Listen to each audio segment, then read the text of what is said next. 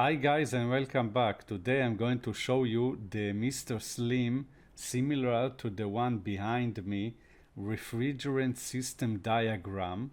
These units are very common for both commercial and residential projects. This is the presentation I've made about the Mr.Slim PEAD PUHZ refrigerant system diagram. If you get value from this video, give it a thumbs up and subscribe to the channel.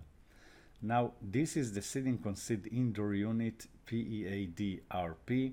It's connected to this outdoor unit PUHZ-RP with the gas pipeline over here and the liquid pipeline over here.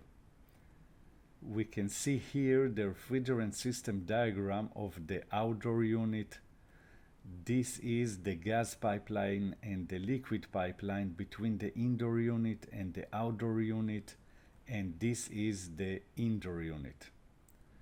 This is the compressor. The superheated high pressure and temperature refrigerant flow into the condenser outdoor unit coil.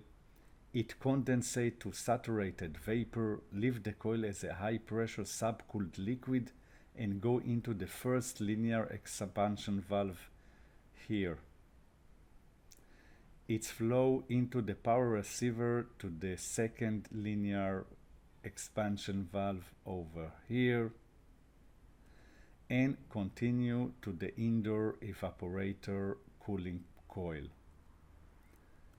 The refrigerant change phase from liquid to vapor and leaves the cooling coil as a superheat vapor back to the compressor, and so on.